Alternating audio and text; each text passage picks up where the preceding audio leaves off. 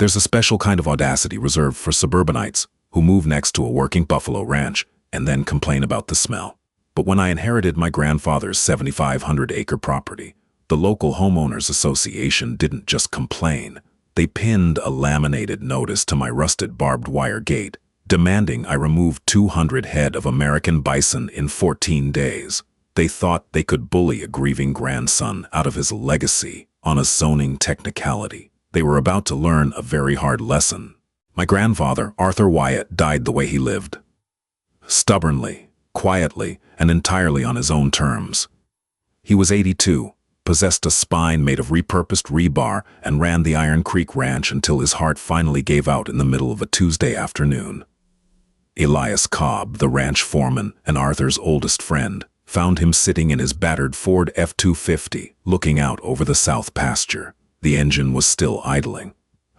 When I got the call, I was sitting in a cubicle in Denver, staring at a spreadsheet that suddenly meant absolutely nothing. I packed a single duffel bag, quit my job via a 2-line email, and drove 3 hours north. I didn't cry until I pulled through the front gate and saw Arthur's boots sitting on the porch. That was the moment the world shifted on its axis. I wasn't just Caleb Wyatt, mid-level financial analyst anymore. I was the sole owner of 7,500 acres of raw, unforgiving Colorado dirt. And I was the owner of the bison. You don't just casually own bison, they aren't cows. They don't give a damn about you, your fences, or your schedule. They are prehistoric, massive, and deeply indifferent to human existence. Arthur started with 20 head back in the late 90s, sick of the cattle market fluctuations. By the time I inherited the place, the herd sat at a little over 200. The morning after the funeral, I drove out to the ridge with Elias. We sat in the idling truck, drinking bitter black coffee from a thermos, watching the herd move. They looked like boulders come to life. Thick, brown coats shedding the last of the winter frost. Massive humps shifting with every heavy step. You could feel the vibration of their hooves in the floorboards of the truck. "They're yours now, kid," Elias said, his voice like grinding stones. He rolled down the window and spat into the dust. Arthur left the place free and clear. Property taxes are paid through the year. But you got a different kind of coyote circling the perimeter these days. He pointed toward the eastern ridge. I didn't need to look. I already knew what was there. 10 years ago, Arthur had a bad year. A drought dried up the creek. Feed prices tripled, and the bank started making unpleasant phone calls. To save the ranch, he carved off 500 acres of the easternmost boundary, the flat, boring scrubland near the county highway, and sold it to a developer. That developer flattened the earth, paved over the sagebrush, and erected Whispering Pines Estates. It was a monument to beige, row after row of identical, closely grouped houses with precisely manicured, chemically treated lawns that required thousands of gallons of water in a high desert climate. It was an invasive species of a neighborhood. For a few years, Arthur and the subdivision coexisted in a tense, silent stalemate. Arthur ran his bison on the remaining 7,500 acres. The suburbanites drove their leased SUVs to their remote tech jobs. But then the developer turned the neighborhood over to the newly formed Homeowners Association, and the HOA elected Brenda Carmichael. I hadn't met Brenda yet. I had only heard the stories. Elias spoke of her the way sailors used to speak of scurvy. She was a retired middle management executive from California who moved to Colorado for the rustic charm and immediately began trying to legislate the rust out of it. "She called the sheriff on Arthur 3 times last month," Elias muttered, staring at the beige rooftops in the distance. "Said the dust from our trucks was coating her vinyl siding. Said the bison were an eyesore." I took a sip of the burning coffee. An eyesore? They're indigenous wildlife. Tell that to Brenda. She thinks the world is a gated community, and we just lost the gatekeeper. Elias looked at me, his weathered face dead serious. "She's gonna come for you, Caleb. She was just waiting for Arthur to kick the bucket." I looked back out at the herd. A massive bull, easily weighing 2,000 pounds, lifted his massive, shaggy head and snorted, sending a plume of white steam into the crisp morning air. "Let her come," I said. I didn't know it then, but I had just declared war. It took exactly 3 days. I spent the first 72 hours drowning in paperwork, death certificates, probate forms, transferring the agricultural exemptions. My hands smelled like old paper and copper from the filing cabinets. I was exhausted, sleeping on the couch because I couldn't bring myself to sleep in Arthur's bed. On Thursday morning, I walked down the 2-mile dirt driveway to check the mailbox. I didn't get far. Pinned to the wooden crossbeam of the main ranch gate, my gate on my property, was a piece of neon green paper encased in a plastic sleeve. It was secured with 4 heavy-duty staples. I stared at it, the early morning sun glaring off the plastic. I ripped it down, taking a chunk of weathered cedar with it. The letterhead was excessively formal. The Whispering Pines Homeowners Association, official notice of violation and intent to levy fines. I stood in the dirt, the wind whipping at my jacket, and read the single, most unhinged legal document I had ever encountered in my life. Dear property owner, it has come to the attention of the Whispering Pines HOA Board of Directors that the property located at Tract 4, County Road 11, informally known as Iron Creek Ranch, is in severe violation of the Master Declaration of Covenants, Conditions, and Restrictions, CC&Rs. Specifically, Article 4, Section 8, no livestock, poultry, or swine shall be kept, bred, or maintained on any lot. Furthermore, the presence of unregulated, wild, and dangerous animals, bison, constitutes a public nuisance, a safety hazard to the residents of Whispering Pines, and negatively impacts property values. As the new owner of this parcel, you are hereby ordered to remove all unapproved livestock from the premises within 14 days of the date of this notice. Failure to comply will result in a fine of $1,000 per day per animal until the violation is cured. The HOA reserves the right to pursue further legal action, including placing a lien on your property. Regards, Brenda Carmichael, President, WPHOA. I read it twice, then a third time. My brain, trained to analyze data and find logic, completely stalled. Whispering Pines was a 500-acre subdivision. Iron Creek was 7,500 acres of raw ranch land. We weren't part of their subdivision. We predated their subdivision by 60 years. Arthur sold the land to them. He didn't buy into their gated community. It was mathematically, legally, and physically impossible for the Whispering Pines HOA to have jurisdiction over my ranch. I stuffed the paper into my jacket pocket, climbed into Arthur's truck, and drove straight to the property line. The border between the ranch and the subdivision was stark. On my side, rolling hills of natural prairie grass, sage, and dust, enclosed by 5-strand barbed wire. On their side, a towering 6-foot white vinyl privacy fence that abruptly ended where the county road began. Standing on the county road, holding a clipboard and flanked by 2 men in matching polo shirts, was a woman who could only be Brenda Carmichael. She was in her late 50s, wearing a pristine beige trench coat, designer sunglasses, and a smile that didn't reach her eyes. She looked like she belonged in a boardroom firing people, not standing in the dust of a county highway. She was pointing at my fence line, dictating notes to one of the polo shirt men. I threw the truck in park, leaving it running, and stepped out. The heavy thud of my boots on the asphalt made them turn. "Can I help you?" Brenda asked. Her tone was the audio equivalent of hand sanitizer, sterile, sharp, and meant to eliminate dirt. "I'm Caleb Wyatt," I said, walking up to the property line. I pulled the neon green paper from my pocket and held it up. "I believe you left trash on my gate." Brenda's fake smile vanished, replaced by a thin, hard line. She looked me up and down, clearly unimpressed by my faded jeans and work jacket. "Mr. Wyatt, I see you received our formal notice. I am Brenda Carmichael, HOA President. We were sorry to hear about your grandfather's passing. However, his blatant disregard for community standards cannot continue under your ownership." I actually laughed. I couldn't help it. The sound echoed in the quiet morning air. "Community standards? Brenda, this is a cattle ranch. Well, a bison ranch. We aren't in your community. You are in our backyard." "You are gravely mistaken," she said, her voice dripping with condescension. She tapped her manicured fingernail against her clipboard.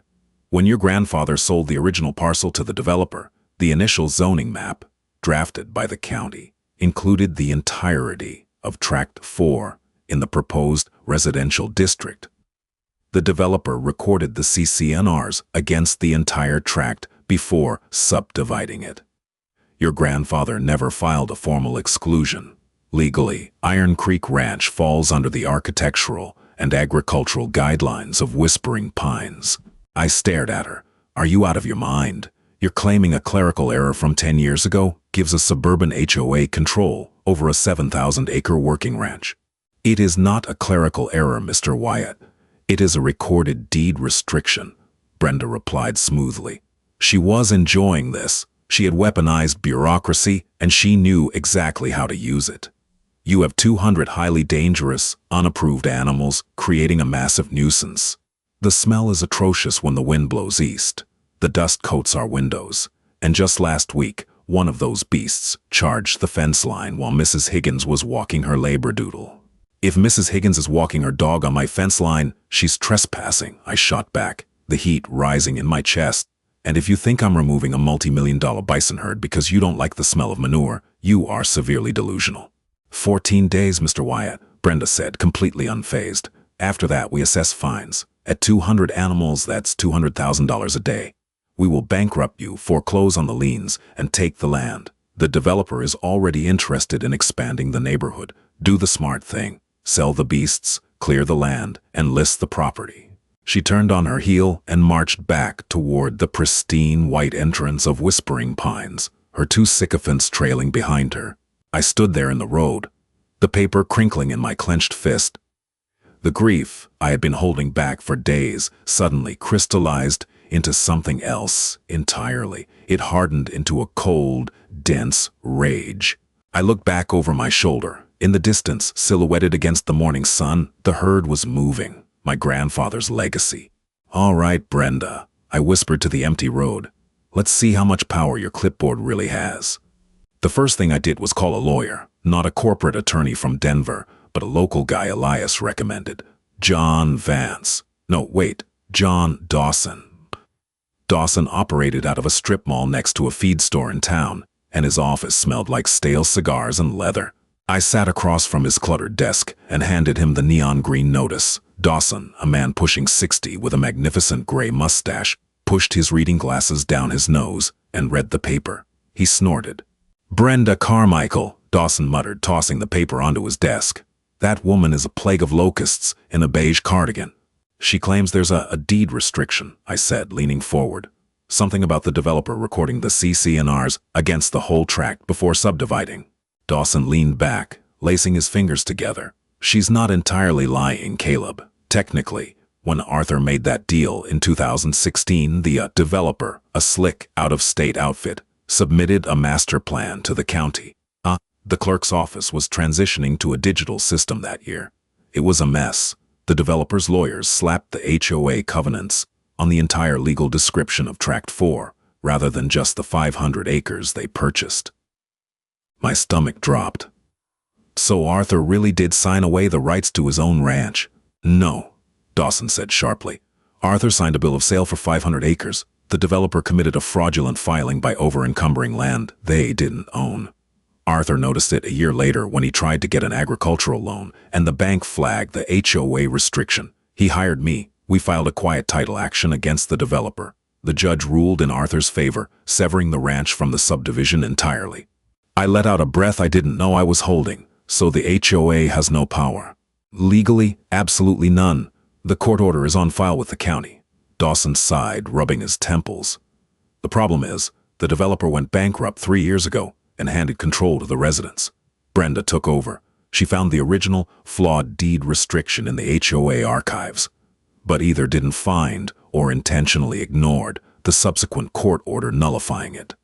She's trying to steal the ranch, I said, the realization settling in like a stone. She issues astronomical fines she knows I can't pay, puts a lien on the property, and forecloses. And forces a sale to a new developer she's likely colluding with. Dawson nodded. It's extortion masked as community management. The issue is, Caleb, dealing with an HOA is like fighting a tar pit. You can have the law on your side, but they will drown you in paperwork, injunctions, and legal fees before you ever get in front of a judge. So what do? Give them the court order. If you hand Brenda that court order, her lawyers will tie you up in appeals for 3 years, claiming the quiet title action was improperly noticed to the HOA entity, Dawson warned. She has HOA dues to pay her lawyers. You have to pay me out of your own pocket. She's trying to bleed you out before you even get on your feet. I stood up, pacing the small office. The scent of stale cigars was making me nauseous. I thought of Arthur sitting in his truck, watching the herd. He had fought this battle quietly, keeping the stress from me. He had protected the land. Now it was my turn. I'm not paying her a dime, and I'm not moving a single bison. Dawson smiled grimly. I figured, so we play hardball. Let her try to enforce her fines. Let her try to put a lien on the property. We wait for her to make an actionable move, and then we drop the hammer. But Caleb, be prepared. People like Brenda don't stop when they're told no. They escalate. I drove back to the ranch. Elias was waiting by the main barn, fixing a tractor engine. He wiped grease on his jeans as I approached. What did Dawson say? He said she's full of it, but she's going to make our lives hell anyway. I looked at Elias. We have 11 days left on her ultimatum. What do you think she's going to do? Elias looked toward the eastern fence line. She's going to try to prove a point, show she has authority. She'll probably send someone onto the property to do an inspection or try to serve you formal papers. If anyone from that HOA steps foot on this side of the barbed wire, they're trespassing. Agreed, Elias said. But we have 2 miles of fence line bordering that subdivision. We can't watch it all. We don't have to, I said, a slow, dark idea forming in my head. The bison are rotational grazers, right? Arthur moved them from pasture to pasture. Yeah. We usually keep them in the North Valley this time of year, away from the subdivision. Keeps the peace. Not anymore. I pointed to the eastern pasture, the one directly pressing up against the 6-foot white vinyl fences of whispering pines. Move the herd, all 200 of them. Put them right on the property line. Let them graze. Elias broke into a wide, gap-toothed grin. You sure about that, boss? 200 bison drop a lot of fertilizer, and they ain't exactly quiet during the rut. Brenda wants to complain about the smell. Let's give her something to actually smell. The next morning, the earth shook. Elias and I rode out on 4-wheelers, flanking the herd, whistling and cracking whips to drive them south and east. The bison moved like a sluggish, furry river. They were magnificent and terrifying. Dust plumed into the sky, creating a massive brown cloud that drifted directly over the pristine beige roofs of whispering pines. We drove them into the eastern pasture and shut the heavy iron gates behind them. 200 American bison immediately began tearing at the grass, grunting and rubbing their massive, shedding bodies against the wooden fence posts. I parked my 4-wheeler near the property line and waited. It didn't take long. Within 30 minutes, a golf cart came screaming down the paved subdivision road on the other side of the vinyl fence. Brenda Carmichael slammed on the brakes, her face flushed dark red with fury. She stepped out of the cart, practically vibrating with rage, clutching her ever-present clipboard. "Wyatt!" she shrieked over the fence. "What is the meaning of this? You are intentionally antagonizing this community." I leaned against my ATV, crossing my arms. The wind was blowing east. The heavy, musky, earthy scent of 200 bison wafted directly over the fence, carrying a cloud of loose prairie dirt with it. "Just rotating the crops, Brenda," I called back, raising my voice over the grunts of a massive bull grazing 10 feet from her vinyl fence. "Agricultural best practices. This is a violation of the notice. You have 10 days left to remove these beasts, and instead, you bring them to our doorstep." She pointed a trembling finger at me. "I am calling the county sheriff. I am having you cited for creating a public health hazard." "Call him," I challenged, staring her down. "Call the sheriff, call the EPA, call the National Guard if you want, but unless you have a warrant, do not step foot on my side of the wire." Brenda gripped the top of the white vinyl fence. "You are making a massive mistake, you arrogant little boy. You think because you wear boots and drive a truck you're untouchable? I deal with men like you for a living. I break men like you." "You deal with people who care about the color of their siding," I replied, my voice dropping lower, losing the sarcasm. "You haven't dealt with me." A massive bison bull, the herd sire, a scarred, one-horned giant Arthur had affectionately named Dozer, ambled up to the fence line. He looked at Brenda through the wire, let out a low, guttural snort that rattled the vinyl fencing, and violently rubbed his immense shoulder against the post. The white fence bowed under the pressure, creaking dangerously. Brenda jumped back with a sharp gasp, dropping her clipboard onto the pristine asphalt. 10 days, Mr. Wyatt, she yelled, retreating to her golf cart. 10 days and we take everything. She sped off, leaving a trail of electric cart whine in the air. I looked at Dozer. The massive bull chewed a mouthful of grass, completely indifferent to the chaos he had just caused. The standoff had officially begun, and the HOA had no idea what they were actually up against. The next 5 days were a master class in petty suburban warfare. Every afternoon at exactly 3 o'clock, the mail carrier rattled down my driveway in his battered Subaru and handed me a thick, certified envelope. Every afternoon, I signed for it, walked it over to the rusted oil drum we used as a burn barrel, and set it on fire. I didn't need to read them. I knew what they were: cumulative fines. Cease and desist orders, thinly veiled threats printed on heavy stock paper. Grief is a strange engine. It doesn't run on logic. It runs on momentum. If I stopped moving, if I stopped fighting Brenda Carmichael and her army of beige house sycophants, I would have to sit in Arthur's empty house and face the silence. I wasn't ready for the silence, so I fueled the engine with rage. I slept 4 hours a night on the living room sofa. I ate canned chili cold, straight from the tin, standing over the kitchen sink. I spent my days fixing broken water lines, checking fence posts, and learning the brutal, heavy rhythms of managing 200 prehistoric beasts. On day 9 of the countdown, the buzzing started. I was in the eastern pasture with Elias, dropping fresh hay from the back of the flatbed. The herd was gathered around, tearing into the alfalfa with massive, sweeping jaws. Then the calves started to scatter. A high-pitched mechanical whine cut through the crisp air. I looked up. Hovering 50 feet above the herd, a sleek, white quadcopter drone was angling its camera lens downward. Bison do not have good eyesight. They rely on smell and hearing. To a 2,000-pound bull, an erratic, buzzing object hovering just out of reach isn't a nuisance. It's a predator. Dozer, the herd sire, let out a sharp, coughing grunt. He tossed his massive head, his single good horn hooking at the empty air. The tension in the pasture spiked immediately. The herd began to shift, a ripple of heavy muscle and nervous energy that could turn into a full-blown stampede in seconds. "Get them moving toward the ridge," Elias yelled, slapping the side of the truck. "If they run for that vinyl fence, they'll go right through it." I didn't wait. I jumped out of the truck bed, grabbed a coiled lariat from the cab, and started sprinting toward the property line. The drone tracked me for a second, then zipped back toward the subdivision, losing altitude as it crossed the boundary. I hit the barbed wire fence line just in time to see a skinny teenager standing in the bed of a parked pickup on the county road, frantically working a dual-stick remote control. Beside him stood a familiar man in a polo shirt, one of Brenda's lackeys from our first encounter.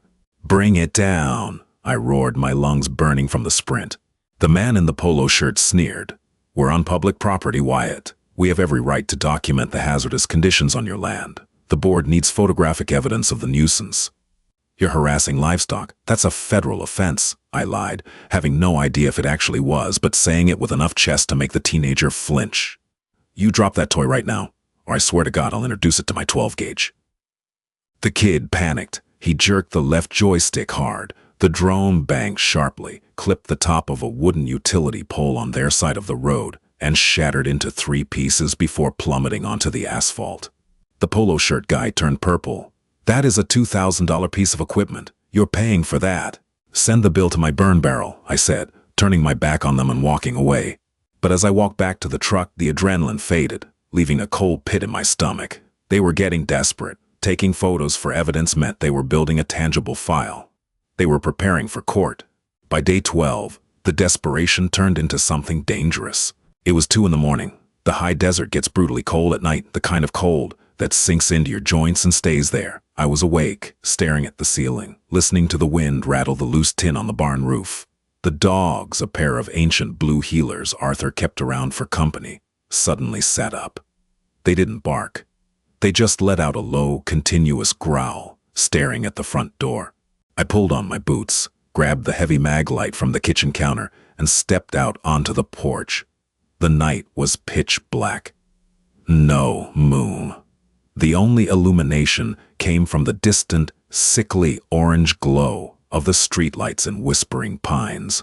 I saw the flashlight beam sweeping across the eastern ridge. It was erratic, hurried. Someone was walking the property line right where the herd was bedded down. I didn't turn my flashlight on. I walked to the bunkhouse and banged on the door. Elias was out in 10 seconds, pulling his suspenders over a flannel shirt, a lever-action rifle gripped casually in his right hand. I pointed toward the ridge. He nodded. We took the utility terrain vehicle, driving without headlights, letting the faint ambient light guide us over the familiar ruts. We parked 300 yards out and walked the rest of the way, the dry grass crunching softly under our boots. As we crested the small hill overlooking the vinyl fence, I heard it. Snip, twang. It was the distinct, high-tension snap of heavy-gauge wire being cut. We moved faster, dropping low. Beside the white vinyl fence, a man was hunched over my barbed wire. He had heavy-duty bolt cutters. He had already sliced through the top 3 strands between 2 T-posts. He was working on the 4th. If he cut the bottom one, there would be an 8-foot gap leading directly from the pasture onto the paved county road. If a car drove by and spooked the herd, 200 bison would pour into the subdivision. It would be a slaughter. Cars wrecked, property destroyed, animals euthanized, and the liability would fall entirely on me. "Hey!" I shouted, clicking on the mag light and throwing a blinding beam directly into his face. The man shrieked, a high, reedy sound of pure terror. He dropped the bolt cutters and threw his hands up, stumbling backward into the vinyl fence. It was Dale, the HOA vice president. I recognized him from the community newsletter Brenda had proudly mailed me on day 2. Elias stepped into the light, racking the lever of his rifle with a loud, metallic clack. He didn't point it at Dale, just held it across his chest, but the message was universally understood.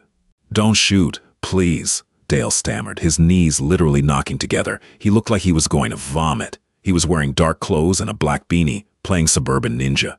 "You're cutting my wire," I said, my voice dangerously quiet. I stepped closer, shining the light down at the severed steel. "You were going to let the herd out." I was just... Dale swallowed hard, sweat completely coating his forehead despite the freezing temperature. "Brenda said we needed an incident. She said if the animals got out, animal control would have to seize them. It's a matter of public safety. We have to protect the neighborhood." "You were going to cause a stampede in a residential area to protect the neighborhood?" I asked, utterly baffled by the mental gymnastics. "Do you have any idea what a 1-ton animal does to a minivan, Dale?" Elias spat into the dirt. "Hold him here, Caleb. I'm calling the sheriff." Sheriff Clayton arrived 20 minutes later. His cruiser bathed the dusty grass in flashing red and blue light. Clayton was a man who looked like he had been tired since 1998. He was nearing retirement, carrying 20 extra pounds around the middle, and possessed a deep, abiding hatred for homeowner disputes. He stood over the cut wire, shining his own flashlight on the severed strands, then looked at Dale, who was sitting on the tailgate of Clayton's cruiser, handcuffed and weeping softly. "Criminal mischief, trespassing, and attempted destruction of agricultural property," Clayton muttered, writing in a small notepad. He looked at me. "You want to press charges, Caleb?" "Every single one you can find," I said. A golf cart came tearing down the street on the subdivision side. Brenda Carmichael leaped out, wearing a long trench coat over pajamas. She marched up to the fence line, completely ignoring the fact that her vice president was currently in handcuffs. "Sheriff Clayton," she demanded, her voice shrill enough to make the dogs wince. "Thank God you're here. This man's animals are breaking through the fencing. They are a menace. Look at the damage." Clayton slowly closed his notepad. He walked over to the vinyl fence, resting his forearms on the top rail, and looked down at Brenda. "Brenda," Clayton said, his voice dripping with exhaustion. "The wire was cut from the outside by Dale. We have his bolt cutters. He already confessed." Brenda's mouth opened, then snapped shut. For 3 seconds the mask slipped, and I saw the absolute, calculating coldness underneath. She looked at Dale, then back to the sheriff. "Dale acted alone," she said smoothly, without a microsecond of hesitation. She threw her own vice president under the bus so fast he didn't even leave a skid mark.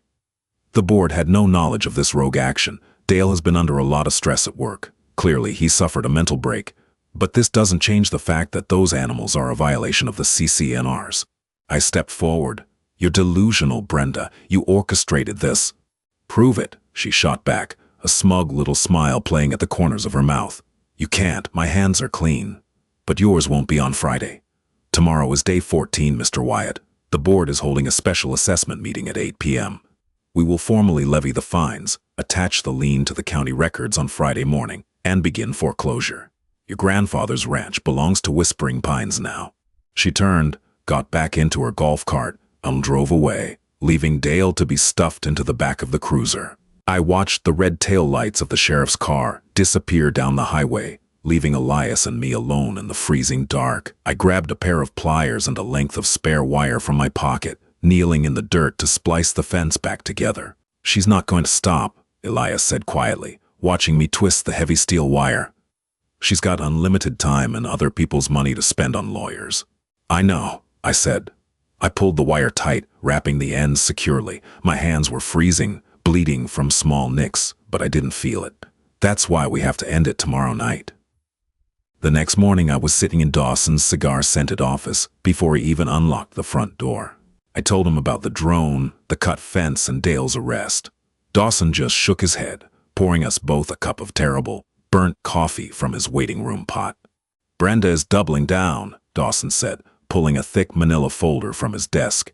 She's rushing the lien process. Normally, an HOA has to give a 30-day cure period after the initial 14-day notice. But she's using a loophole in their bylaws for immediate health and safety hazards to bypass the waiting period.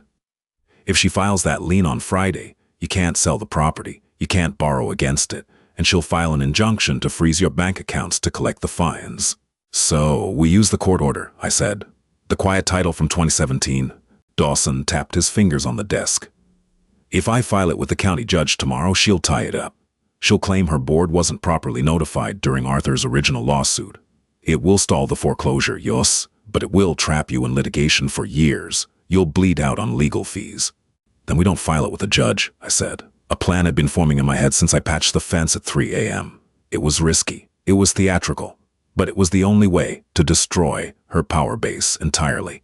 Where do they hold these HOA board meetings? The community clubhouse, Dawson said, raising an eyebrow. Why?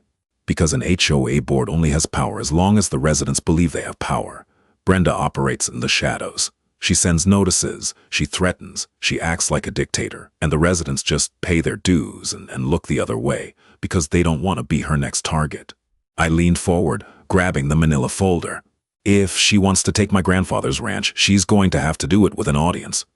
I need copies of that court order, Dawson, and I need a copy of the HOA's master financial ledger, the one filed with the state. Dawson smiled, a slow, predatory grin beneath his magnificent mustache. He opened a lower drawer and pulled out a stack of bound documents. I pulled the state filings yesterday, Caleb. You're going to love this. Brenda's been paying her primary law firm out of the Community Road Maintenance Fund. I stood up, taking the documents. What time does the meeting start? 8 o'clock. Dawson stood up, grabbing his coat. Mind if I tag along? I haven't been to a good public execution in years. I wouldn't miss it, I said. I spent the rest of the day on the ranch. I walked the fence line. I stood near the herd, listening to the deep, resonant grunts of the calves and the heavy breathing of the bulls. I thought about Arthur, sitting in his truck, fighting this invisible war so I wouldn't have to. He held the line. Now I was going to push it forward. At 7:30 p.m., I put on my cleanest pair of jeans, a dark button-down shirt, and Arthur's weathered Stetson. I didn't dress like a financial analyst from Denver. I dressed like the owner of the Iron Creek Ranch. I climbed into the F-250, Dawson riding shotgun, and we drove down the 2-mile dirt driveway, turning right onto the paved, perfectly lined streets of Whispering Pines Estates. It was time to go to a meeting. The Whispering Pines Community Clubhouse was a monument to manufactured leisure. It sat at the dead center of the subdivision, a sprawling single-story building, clad in the same soul-crushing beige stucco as the houses surrounding it. Inside, It smelled strongly of chlorine from the indoor pool and stale store-bought snickerdoodles. Dawson and I walked through the double-glass doors at exactly 8:15. The main recreation room was packed. Word had spread about Dale's midnight arrest. Suburban grapevines are faster than fiber-optic internet, and the room was buzzing with a nervous, electric energy. At least 80 residents were crammed into rows of gray folding chairs beneath humming fluorescent lights. At the front of the room, sitting behind a folding banquet table, draped in a cheap burgundy skirt, was the HOA board of directors. There were 3 empty chairs, Dale's obviously, and 2 others who had likely read the room and decided to stay home. Brenda Carmichael sat in the center. She was speaking into a crackling microphone, clutching her wooden gavel like it was a royal scepter. And while the events of last night were unfortunate and completely unauthorized by this board, they merely highlight the extreme, urgent danger this community faces, Brenda projected, her voice echoing off the cheap acoustic ceiling tiles. The animals on Tract 4 are a volatile menace. Therefore, in accordance with our emergency bylaws, I am motioning to immediately levy the maximum fine of $280,000 against the property owner and authorize our legal counsel to file a lien at the county clerk's office tomorrow at 9 a.m. She looked out over the crowd, expecting applause. She got silence. I pushed through the back row of standing residents. My heavy leather boots clocked loudly against the faux hardwood laminate floor. Dawson followed a step behind, carrying a thick leather briefcase.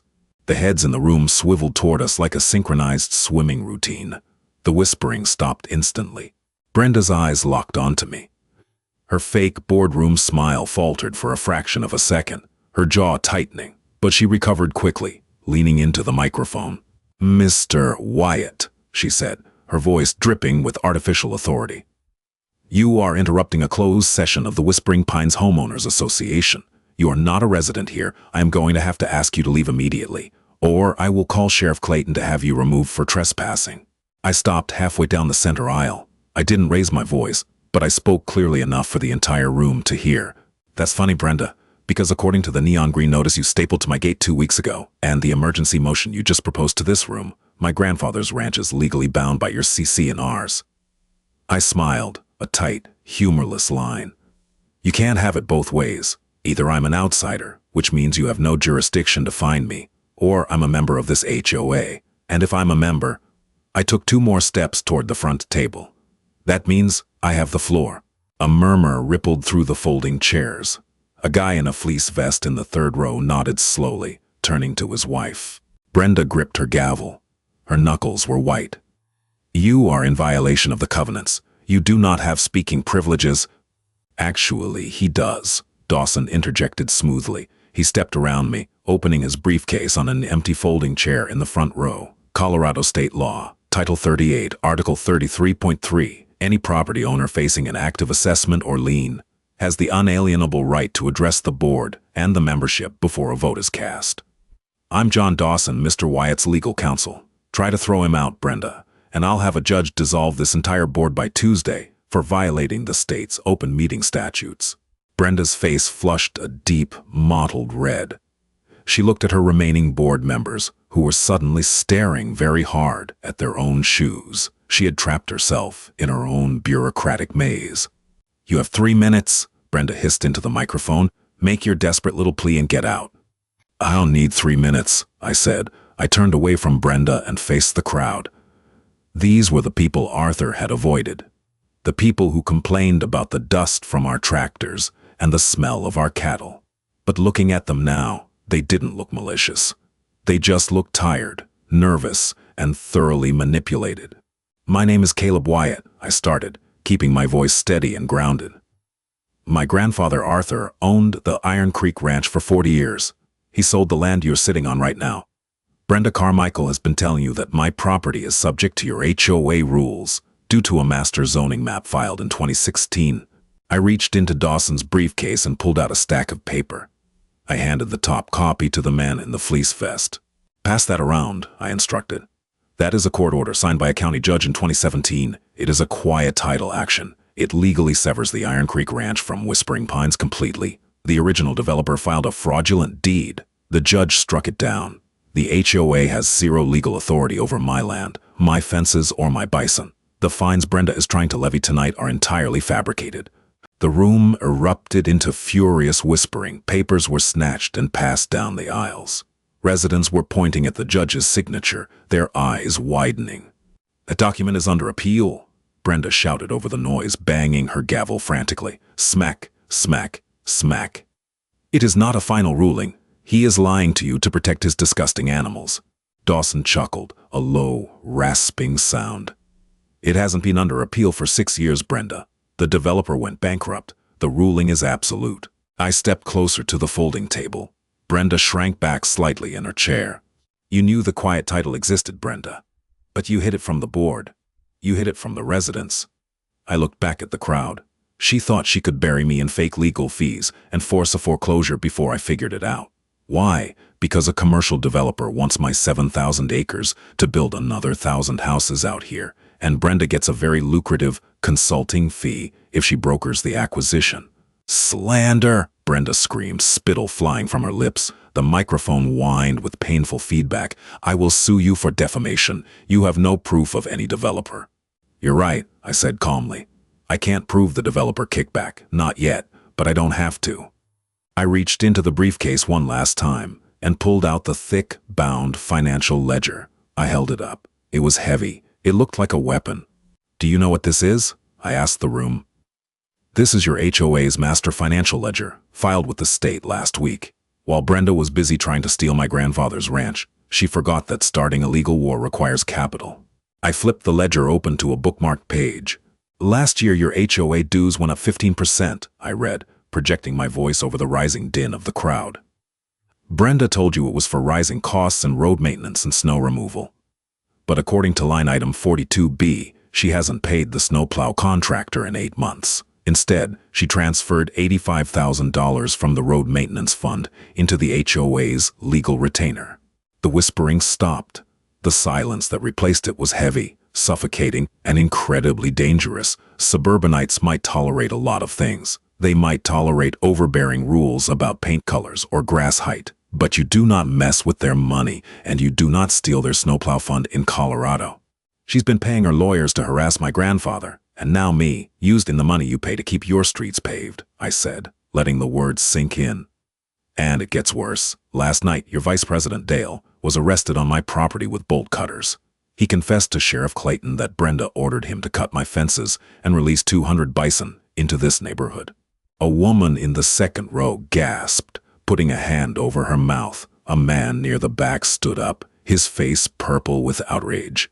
"If those animals had reached the street, they would have destroyed cars, crushed fences, and potentially killed someone," I continued, my voice hardening into raw, unfiltered anger.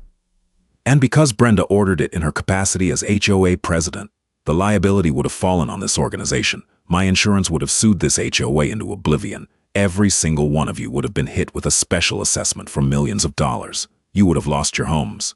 I tossed the ledger onto Brenda's folding table. It landed with a loud, satisfying thud, knocking over her plastic water bottle. "She didn't care about your property values." I looked dead into Brenda's eyes. The fake boardroom executive was gone. She looked small, pale, and terrified. She just wanted to win. Total chaos is a beautiful thing when it's directed at the right person. The clubhouse exploded. 50 people were shouting at once. The guy in the fleece vest marched right up to the folding table, pointing a finger in Brenda's face, demanding to see the bank statements. A woman in the back was loudly calling the police to report embezzlement. The 2 remaining board members stood up and literally ran out the side exit, abandoning Brenda to the mob. Brenda was trapped. She banged her gavel blindly, her mouth opening and closing like a suffocating fish, but the sound was completely swallowed by the sheer volume of suburban outrage. Dawson stepped up to the table. He didn't yell. He just leaned over and slid a thick manila envelope across the cheap burgundy tablecloth until it bumped against her gavel. "What is this?" Brenda breathed, her voice trembling.